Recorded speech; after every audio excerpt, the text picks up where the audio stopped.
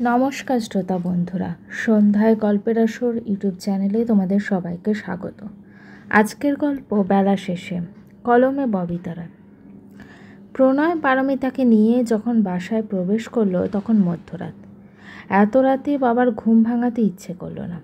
প্রণয়ের কাছে চাবি ছিল, তালা খুলে সবগুলো লাইট জ্বালিয়ে দিল। পারমিতা পুরো বাসা একবার চোখ বুলিয়ে নিল। বাসাটা খুব সুন্দর, ছিমছাম পরিপাটি করে সাজানো গোছানো। প্রণয় ইশারায় পারমিতাকে কাছে ডাকল। পারমিতা ধীর পায়ে এগিয়ে এলো। প্রণয় পারমিতার হাতে একটা তোয়ালে ধরিয়ে দিয়ে বলল, ওইদিকে বাথরুম, স্নান করে নিন, ফ্রেশ লাগবে। পারমিতা মাথা নেড়ে আচ্ছা বলল। পারমিতা কয়েক কদম হেঁটে যেতেই প্রণয় পিছু ডাকল। ইতস্তত করে বলল, এখানে একটু দাঁড়ান পারমিতা, আমি একটু আসছি। প্রায় 4 মিনিট পর প্রণয় এলো, হাতে শাড়ি, ব্লাউজ, পেটিকোট। প্রণয়ের খুব অস্বস্তি হচ্ছে, তারপরও শাড়িটা পারমিতার হাতে তুলে দিল। আকুতি ভরা কণ্ঠে বলল, কিছু না মনে করলে এই শাড়িটা আজ পরবেন পারমিতা? পারমিতা মানা করতে চেয়েও মানা করতে পারল না, বিবেকে বাধা দিল। মাথা নেড়ে বলল, পরব। প্রণয়ের মুখে প্রশান্তের হাসি ফুটে উঠল। পারমিতা প্রণয়ের হাত থেকে শাড়ি, ব্লাউজ, পেটিকোট নিয়ে বাথরুমে চলে গেল। প্রণয়ও এই ফাঁকে চট করে স্নান করে নিল। পারমিতা স্নান সেরে বের হয়ে দেখল যে প্রণয় ড্রয়িং রুমের সোফায় বসে আছে। পরনে ট্রাউজার আর হাফ হাতা গেঞ্জি, চুলগুলো ভেজা, বোধহয় স্নান করেছে। চোখে চশমা নেই, এক ধাক্কায় যেন বয়স অনেকটা কমে গেছে। দেখতে বেশ লাগছে। পারমিতা অন্যদিকে চোখ সরিয়ে নিল। প্রণয় বেখেয়ালে একেবারে পারমিতার দিকে তাকালো। চোখের পলক পড়ল না, মুগ্ধ দৃষ্টিতে তাকিয়ে রইল। একেই তো গভীর রাত, তার ওপর প্রণয়ের চাউনি অস্বাভাবিক। এসে থেকে আর কাউকে দেখতে পেল না পারমিতা। পারমিতার খুব অস্বস্তি লাগছে, ভয়ও লাগছে একটু একটু। প্রণয় যতই নাম করা ডাক্তার হোক, তবুও তো পুরুষ মানুষ। তো এই মুহূর্তে প্রণয়ের মনে যে পারমিতাকে নিয়ে অন্য কিছু চলছে না, তার কি গ্যারান্টি? প্রণয় বোধহয় পারমিতার ভীত মুখের দিকে তাকিয়ে মনোভাব খুব সহজেই বুঝতে পারল। পারমিতার দিক থেকে দৃষ্টি সরিয়ে নিয়ে উঠে দাঁড়ালো প্রণয়। বলল, এতক্ষণ আপনার জন্য অপেক্ষা করছিলাম পারমিতা, চলুন খেয়ে নিই। প্রণয় আগে আগে হেঁটে গেল। প্রণয়ের পিছু পিছু পারমিতাও হেঁটে গেল। ডাইনিং রুমে গিয়ে চেয়ার টেনে বসলো দুজনে। পারমিতা অনেকগুলো দিন পর তৃপ্তি করে ভরপেট ভাত খেলো। দুজনে খাওয়া শেষ হতেই প্রণয় নিজের রুমে পারমিতাকে নিয়ে গেল। ঘরের লাইট জ্বেলে দিতেই একটা 4 বছরের বাচ্চা কোলবালিশ জড়িয়ে ধরে ঘুমিয়ে আছে। প্রণয় বলল, আমার মেয়ে হিয়া। পারমিতা গুটি গুটি পায়ে হিয়ার দিকে এগিয়ে গেল। হিয়ার পাশে বসে হিয়ার মাথায় হাত রাখল। মেয়েটা ঘুমের ঘোরে পারমিতাকে আঁকড়ে ধরল। পারমিতার বুকের ভেতর তোলপাল শুরু হয়ে গেল। পারমিতার মনটা খুব অশান্তি। 2 ফোঁটা নোনা জল গাল বেয়ে গড়িয়ে পড়ার আগেই হাতের উল্টো পিঠ দিয়ে চট করে মুছে নিল পারমিতা। এই ছোট্ট মেয়েটার চেহারার সাথে পারমিতার অনেক মিল। মনে হচ্ছে অন্য কেউ নেই, এই মেয়েটা পারমিতারই মেয়ে। পারমিতা হিয়ার কপালে গাঢ় চুমু এঁকে দিল। ঘুমন্ত হিয়া নড়ে চড়ে শুল। পারমিতা দেয়ালের দিকে তাকিয়ে দেখল, দেয়ালে প্রণয় আর প্রণয়ের স্ত্রীর বড় করে ছবি টাঙানো, তার পাশেই আলাদা হিয়ার বাঁধানো ছবি টাঙানো। প্রণয়ের স্ত্রীর দিকে গভীর দৃষ্টি মেলে তাকিয়ে রইল পারমিতা। মনে হচ্ছে অন্য কেউ না, ওটা যেন পারমিতারই ছবি। দুজন মানুষের হুবহু মিল কিভাবে হতে পারে ভেবে পায় না পারমিতা। এই ছবি ও পারমিতাকে একসাথে না দেখলে কেউ বিশ্বাসই করবে না। সবাই ভাববে পারমিতারই ছবি টাঙানো। প্রণয় ঘড়ি দেখে বলল, অনেক রাত হয়েছে, চলুন আপনাকে শোবার ঘর দেখিয়ে দিই। পারমিতার হিয়াকে ছেড়ে যেতে ইচ্ছে করছে না। এই মেয়েটাকে দেখার পর থেকে অন্যরকম অদৃশ্য টান অনুভব করছে পারমিতা। আবার এই ঘরে থাকতে চাইলে প্রণয় কী ভাববে সেই ভেবে উঠে গেল পারমিতা। প্রণয় পারমিতাকে শোবার ঘর দেখিয়ে দিয়ে নিজের ঘরে চলে গেল। যাওয়ার আগে বলল, ঈশ্বর বাঁচিয়ে রাখলে আগামীকাল দেখা হবে পারমিতা। আমার মেয়েটা আপনাকে দেখলে যে সারপ্রাইজ হবে না, বাবাও প্রচণ্ড অবাক হবে। শুধু একটাই রিকোয়েস্ট পারমিতা, আমার মেয়েটাকে কখনো বুঝতে দেবেন না আপনি ওর মা নয়। আমার বিশ্বাস আপনাকে দেখার পর ও আপনাকেই মা বলে ডাকবে এবং বিশ্বাস করবে আপনিই ওর মা। প্রণয় চলে যেতেই পারমিতা ধীরে ধীরে শুয়ে পড়ল। আর সারাদিন গাড়িতে থাকার ফলে শরীর খুব ক্লান্ত। আপন ভাবনায় মত্ত থেকে কখন গভীর ঘুমে তলিয়ে গেল বুঝতেই পারল না পারমিতা। ঘুম ভাঙল পাখির কিচিরমিচির শব্দে। ঘুম থেকে উঠে জানালা খুলে দিতেই এক ফালি রোদ ঘরের মেঝেতে লুটিয়ে পড়ল। ঘড়ির দিকে তাকিয়ে দেখল 8টা বাজে। কি করবে বুঝতে না পেরে ঘরের দরজা খুলে চুপটি করে বসে রইল পারমিতা।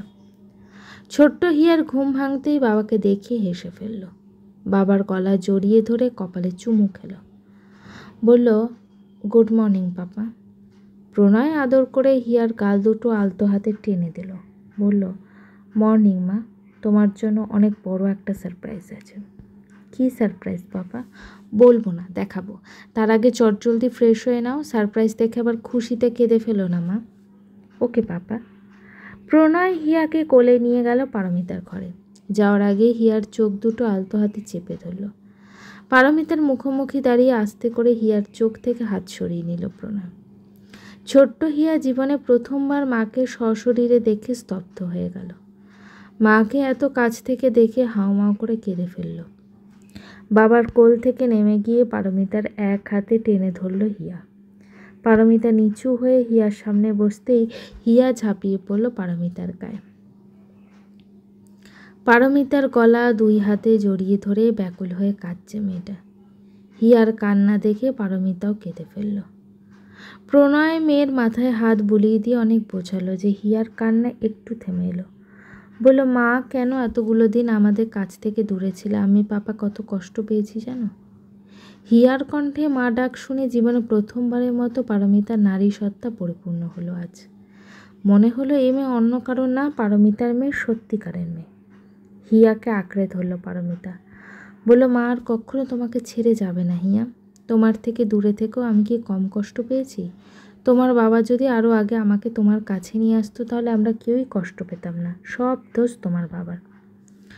প্রণয়ের বাবাও চলে এসেছে। পারমিতাকে দেখে তিনিও প্রচণ্ড অবাক হয়েছে। তিনি কিছু বলতে চাইলে প্রণয় ইশারায় বাবাকে চুপ থাকতে বলে। হিয়ার সামনে পারমিতার ব্যাপারে প্রণয় কথা বলতে চাইল না। ওদের মা মেয়ের অভিমান অভিযোগের পরে দুজনের গলায় গলায় ভাব হয়ে গেল। একদিকে ছোট্ট হিয়া যেমন পারমিতার মাঝে সত্যিকারের মা খুঁজে পেল, অন্যদিকে পারমিতাও হিয়ার মাঝে নিজের মেয়েকে খুঁজে পেল। হিয়া আবদার করল মায়ের হাতে ভাত খাবে। পারমিতা হিয়াকে কোলে নিয়ে ভাত খাওয়াতে চলে গেল। এই সুযোগে প্রণয়ের বাবা পরেশবাবু পারমিতার সম্পর্কে জানতে চাইলেও প্রণয় একে একে বাবাকে সংক্ষেপে পারমিতার অতীত বর্তমান সব কিছু খুলে বলল। এও বলল পারমিতাকে খুব শীঘ্রই বিয়ে করে স্ত্রীর মর্যাদা দেবে প্রণয়। বাবাও আর আপত্তি করল না। ছেলেটা তো বিয়ে করতে রাজিই হচ্ছিল না। নিজে থেকে যখন মুখ ফুটে বিয়ের কথা বলেছে, ছেলের পছন্দ মেনে নিলেন তিনি। তাছাড়া মেয়েটা কখনো মা হতে পারবে না, এই মেয়েটা হিয়াকে সারা জীবন মাতৃস্নেহে আগলে রাখবে। হিয়াও যখন প্রথম সাক্ষাতে পারমিতাকে মা বলে মেনে নিয়েছে, তার আর আপত্তি করা সাজে না। হৈমন্তীর আদলে করা এই মেয়েটা যেন একদিন সত্যি সত্যি হৈমন্তী ওঠে। এই সংসারে যেন আবার স্বর্গসুখ নেমে আসে। তুমি দেখো ঠাকুর। সারাদিন হিয়ার সাথে বেশ কাটলো পারমিতার। হিয়াটা এক মুহূর্তের জন্য পারমিতাকে চোখের আড়াল করছে না। আবার যদি হিয়াকে ফেলে মা চলে যায় সেই ভয়। হিয়া সারাক্ষণ পারমিতাকে মা মা বলে ডাকছে। হিয়ার কণ্ঠে মা ডাক বেশ উপভোগ করছে পারমিতা, এবং সেই সাথে অনুভব করলো জীবনে সুখী হওয়ার জন্য খুব বেশি কিছুর প্রয়োজন নেই। প্রণয় বাসায় নেই, ডিউটি চলে গেছে। রাতে কখন বাসায় ফিরবে তারও কোনো ঠিক নেই। প্রণয়ের বাবাও চমৎকার একজন মানুষ। সারাদিন গল্প করলো, সারা বাড়ি পারমিতাকে ঘুরিয়ে ঘুরিয়ে দেখালো। এই বাড়িতে 2জন কাজের মাসি আছে। তারাও বেশ আন্তরিক ব্যবহার করলো পারমিতার সাথে। একদিনে এই বাড়ির মানুষগুলোকে আপন করে নিল পারমিতা। হিয়ার জন্য কাজের মাসির হেল্প নিয়ে নিজের হাতে রান্না করলো পারমিতা। রান্না করার ফাঁকে কাজের মাসি ফিসফিস করে বলল, স্বামী সন্তান সংসার ফেলে এতদিন কোথায় ছিলেন? পারমিতা কি উত্তর দেবে ভেবে পায় না। তবে বেশ বুঝতে পারে ওনারা বেশি দিন ধরে কাজে আসেনি। পারমিতাটার সত্যিটা বলতেও ইচ্ছে করে না, মিথ্যে করেই বলল, কিছু ভুল বোঝাবুঝির জন্য আমরা 2জন সেপারেশনে ছিল। কাজের মাসের কৌতূহল বেড়ে যায়। আরও কিছু জানতে চেয়ে পরেশবাবুকে এইদিকে আসতে দেখে থেমে যায়। কাজে মনোযোগ দেয় পারমিতা যেন হাঁপ ছেড়ে বাঁচে। সময় করে এই ব্যাপারে প্রণয়ের সাথে কথা বলতে হবে। প্রণয় আজকে রাত 8টার দিকে বাসায় ফিরল। একদিকে পারমিতা সবার সাথে এত আন্তরিকভাবে মিশে যাবে প্রণয়ের ভাবনাতেও ছিল না। হিয়াকে এত আদর যত্ন করতে দেখে প্রণয়ের সত্যিই খুব ভালো লাগছে। হিয়াটা পারমিতার শাড়ির আঁচল ধরে সারা বাড়ি টই টই করে ঘুরে বেড়াচ্ছে আর গুনগুন করে গল্প বলছে। রাতে সবাই একসাথে খেতে বসলো। খাওয়ার পর্ব শেষে ঘুমাতে যাওয়ার সময় বাঁধল বিপত্তি। হিয়াটা মাকে পেয়ে খুশিতে আজ ঘুমায়নি। পারমিতাকে জোর করে ঘরে নিয়ে গেল। বলল, মাঝখানে আমি শোবো, এই পাশে তুমি আর অন্য পাশে পাপা শোবে। প্রণয় অস্বস্তি নিয়ে বলল, তুমি আর তোমার মা ঘুমাও, আমার একটু কাজ আছে, কাজ সেরে আসছি। হিয়া জেদি কণ্ঠে বলল, আমি তোমাদের দুজনের মাঝখানে এক্ষুনি ঘুমাবো পাপা। প্রণয় এক পলক পারমিতার দিকে তাকালো। লজ্জায় পারমিতার কাজ শিরশির করে উঠল। অন্যদিকে চোখ সরিয়ে নিল। এদিকে হিয়া পাপা শার্টের কোনার টেনে ধরে রেখেছে। এখন কিছুতেই পাপাকে যেতে দেবে না। প্রণয় কি করবে বুঝতে পারছে না। হিয়াকে যে কড়া কণ্ঠে ধমক দেবে তাও পারছে না। মায়া হচ্ছে খুব। পারমিতার সাথে এক বিছানায় শুলে পারমিতা কী ভাববে, তাছাড়া এসব ঠিকও না। প্রণয় দীর্ঘশ্বাস ফেলে খাটের পাশে চেয়ার টেনে বসল। বলল, তুমি মাকে নিয়ে শুয়ে পড়ো, আমি তোমার মাথায় হাত বুলিয়ে দিই। হিয়া প্রণয়ের দিকে তাকালো। বলল, তুমি আমাদের পাশে শুয়ে পড়ো পাপা প্লিজ। প্রণয় আবারও পারমিতার দিকে তাকালো। হিয়ার মাথায় হাত বুলিয়ে দিয়ে বুঝিয়ে বলল, আমার সত্যিই খুব দরকারি একটা কাজ আছে মা, তুমি এখন মায়ের সাথে ঘুমাও, এক ঘুম দিয়ে উঠে দেখবে আমিও তোমাদের পাশে ঘুমিয়ে আছি। হিয়া সন্দিহান কণ্ঠে বলল, সত্যিই তো পাপা? 3 সত্যি মা। প্রণয় উঠে অন্য ঘরে চলে গেল। যাওয়ার আগে নিচু কণ্ঠে পারমিতাকে বলে গেল, আমি পাশের ঘরে আছি, হিয়া ঘুমিয়ে গেলে একটু আসবেন প্লিজ, আপনার সাথে আমার কিছু দরকারি কথা আছে। পারমিতা মাথা নেড়ে সম্মতি জানালো। প্রণয় আর দেরি করল না, বসার থেকে উঠে চলে গেল। মানুষটা চাইলে কিন্তু মেয়ের পাশে মেয়ের মন রাখতে শুতে পারত, শুধুমাত্র পারমিতার কথা ভেবে অন্য ঘরে চলে গেল। মানুষটার ব্যক্তিত্ব পারমিতাকে মুগ্ধ করল। এত ভালো মানুষ সচরাচর দেখা যায় না। হিয়ার মাথায় হাত বুলিয়ে দিয়ে গল্প পড়ে ঘুম পাড়িয়ে দিল পারমিতা। হিয়া গভীর ঘুমে তলিয়ে যেতেই পারমিতা আস্তে করে উঠে দাঁড়ালো।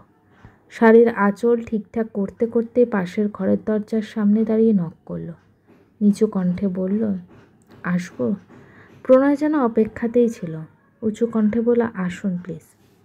পারমিতা ঘরে যেতেই প্রণয় ইশারায় ব্যালকনি দেখিয়ে আগে আগে হাঁটতে লাগলো। পারমিতা প্রণয়ের পিছন পিছন হেঁটে গেল। ব্যালকনিতে গিয়ে মুখোমুখি দুজন দাঁড়ালো। আকাশে তারার হাট বসেছে, চাঁদের আলো উপচে পড়ছে, পাশেই হাসনুহানার গাছ। বাতাসে হাসনুহানার সুন্দর ঘ্রাণ এসে লাগছে। প্রণয় রেলিংয়ে হেলান দিয়ে 2 হাত আড়াআড়িভাবে 2 পাশে রেখে দাঁড়িয়ে আছে। পারমিতা ব্যালকনির দরজার সাথে হেলান দিয়ে দাঁড়িয়ে আছে।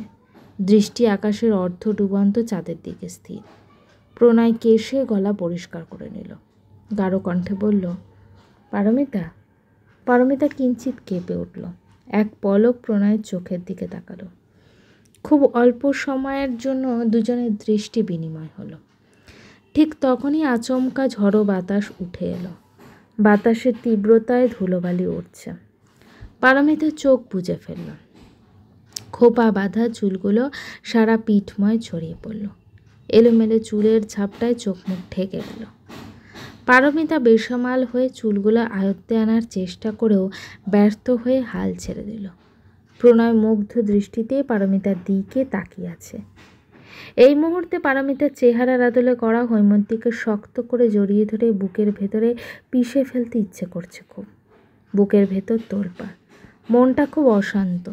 নিজের আবেগ কিছুতেই কন্ট্রোল করতে পারছে না প্রণয়। অন্যদিকে তাকিয়ে ঘন ঘন নিঃশ্বাস নিল প্রণয়। এই মুহূর্তে একটা সিগারেট খেলে মানসিক টানাপোড়েন কিছুটা তো কমতো, কিন্তু এখন ধূমপান করার উপযুক্ত সময় না। বহু কষ্টে মনের রাশ শক্ত করে টেনে ধরল প্রণয়। স্বাভাবিক হতে কিছুটা সময় নিল। আকাশের দিকে তাকিয়ে বলল, আমার একটা রিকোয়েস্ট রাখবেন পারমিতা? কী কথা?